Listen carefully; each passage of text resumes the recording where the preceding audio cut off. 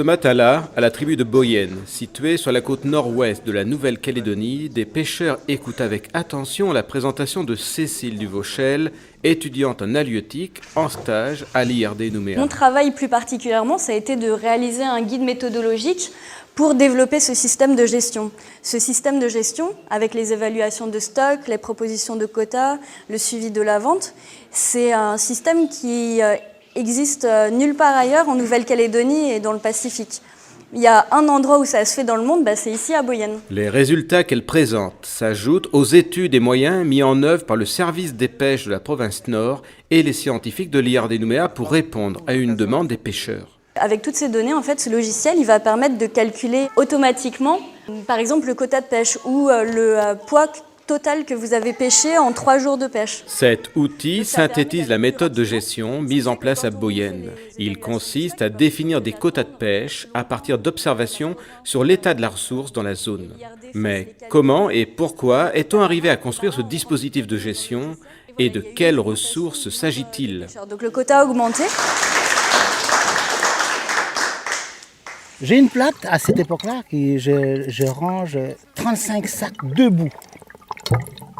De 70 à 75 kilos, les sacs. 35.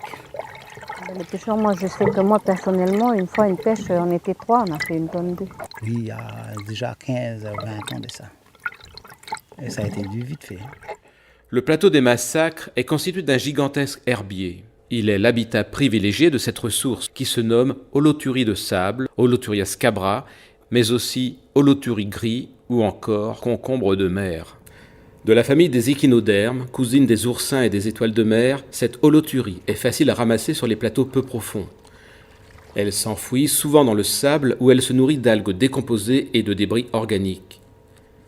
La paroi du corps, le tégument, est comestible une fois cuit et séché.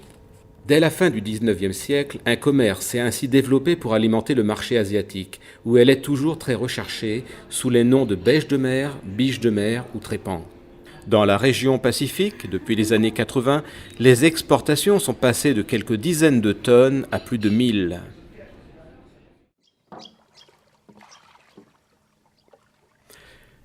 Si aujourd'hui, la ressource est raréfiée dans de nombreux pays, son prix a en même temps fortement augmenté. À Boyenne, la vente des bêches de mer apporte un revenu aux familles de pêcheurs professionnels. Contrairement à d'autres habitants de la région qui ont préféré se tourner vers les emplois du secteur minier, ces familles tirent encore l'essentiel de leurs revenus de leur activité de pêche. De plus, les licences de pêche ne sont attribuées qu'aux personnes situées en dessous d'un certain seuil de revenus.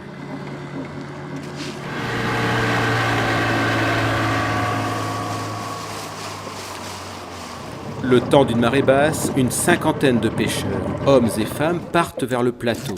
Certaines, comme Christine et Marguerite, commencent la récolte en apnée, dans des cuvettes peu profondes. Puis, lorsque la mer se sera suffisamment retirée, la pêche se fera à pied, en arpentant le plateau pendant des heures.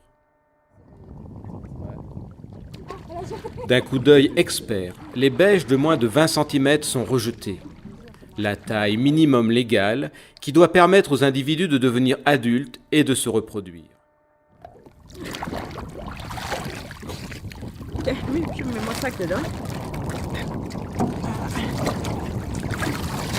Marc Léopold, ingénieur de recherche en halieutique à l'IRD, connaît bien cet animal. Il a organisé ces dernières années l'évaluation et le suivi de cette pêcherie aux côtés des services de la province Nord et des pêcheurs. 9,3 cm d'épaisseur. Voilà. Sans plus. Si, oh. Petite. Qu'est-ce que ça donne, Christine? Ah, mais c'est mieux que d'habitude, hein. Ouais. Mieux que hier. C'est mieux qu'hier. Ouais, Ah oui. t'as bien fait de venir. Enfin, non, j'ai fait 2 sacs quand même hier.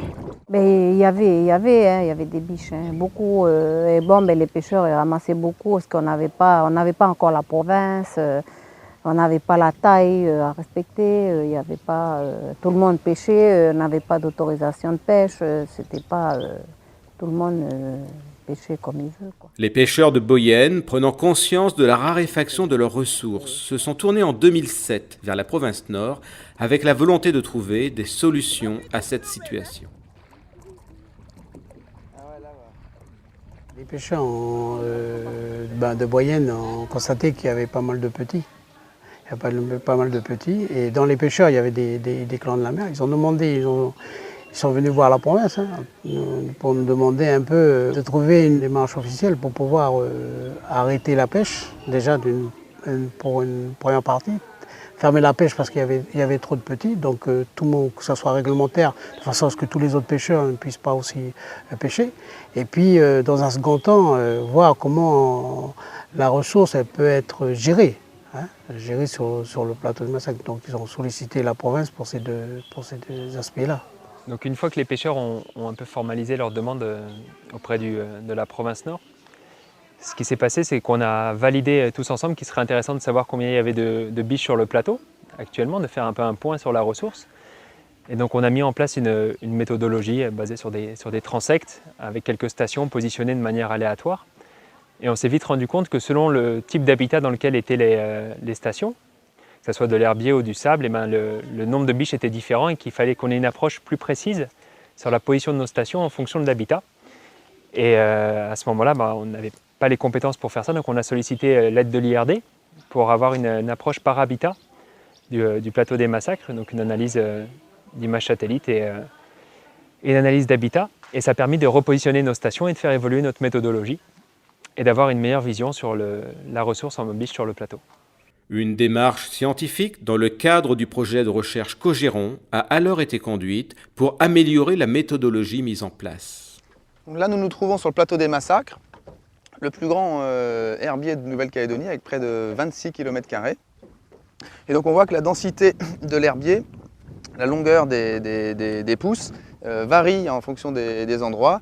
On a également des zones de sable, des zones plus ou moins exposées à la houle. Finalement un ensemble d'habitats sur lesquels la population d'holoturies va se répartir de manière particulière. Ces habitats ont été cartographiés à l'aide d'une image satellitaire à haute résolution.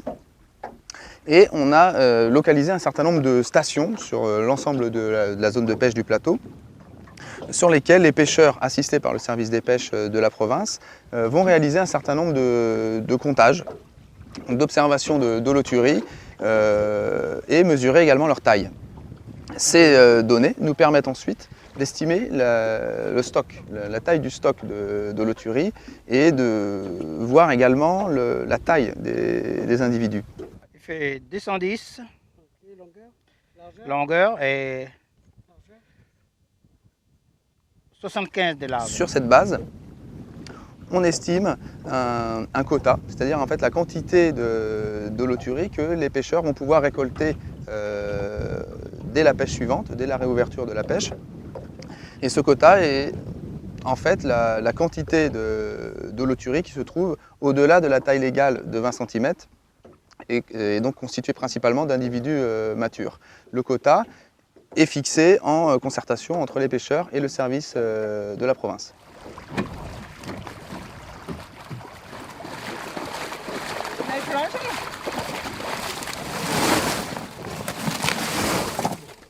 Au retour de la pêche, les bêches de mer vidées sont salées en attendant le passage des colporteurs qui parcourent la Nouvelle-Calédonie.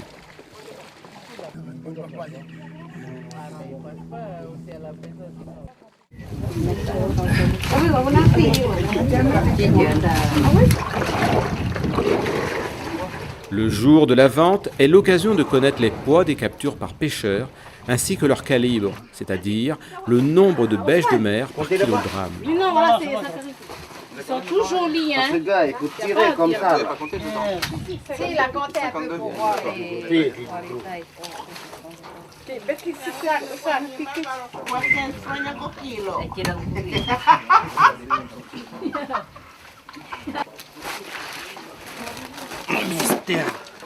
Ces informations récoltées par le service des pêches et les gardes nature participent au suivi de la pêcherie.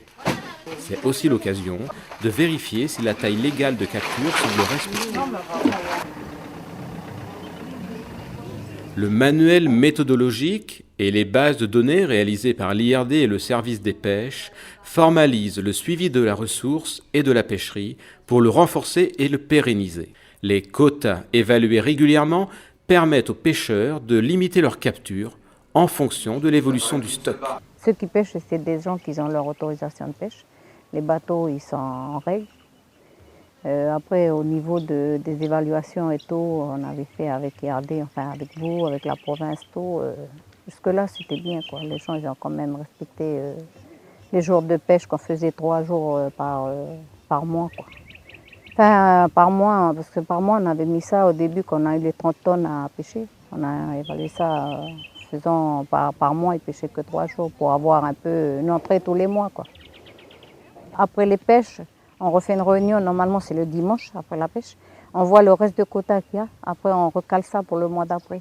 Ce qu'il faut bien prendre en compte, c'est que le fait que le succès qu'on rencontre actuellement sur Boyenne est dû à un ensemble de facteurs. Le premier étant que c'est une demande des pêcheurs, donc qui émane d'une prise de conscience sur la ressource. Et les autres facteurs sont géographiques, le plateau est près du bord, donc il est facile de contrôler, il est facile d'y accéder. On a ici à la tribu de Boyenne un soutien de l'association des pêcheurs, mais également des autorités coutumières. C'est un ensemble de choses qui font qu'actuellement ça fonctionne. Les outils seuls ne seraient pas suffisants pour développer le même type de projet dans d'autres zones avec succès. Donc bien sûr, la biche l'Holothuria scabra est menacée dans d'autres zones. Il y a eu des surpêches dans d'autres zones de la province nord. On a déjà plus ou moins localisé ces zones. On va commencer maintenant les démarches auprès des pêcheurs concernés pour voir si ce type de système serait susceptible de les intéresser. Le but n'est pas d'appliquer ce système partout, parce que les outils seuls, encore une fois, ne suffiront pas. Mais si une prise de conscience peut être développée, si la présentation de ce qui est fait sur Boyenne peut intéresser d'autres pêcheurs et peut générer des demandes, bien sûr, on pourra utiliser l'expérience acquise dans le cas de Boyenne pour développer de nouvelles zones de gestion raisonnée de la ressource en biche de mer. Ces bêches de mer, nettoyées, cuites, puis séchées, seront exportées vers l'Asie pour répondre à une demande sans cesse croissante, tant que la pêche ne sera pas excessive. C'est bien là l'objectif de la démarche de cogestion mise en place à Boyenne.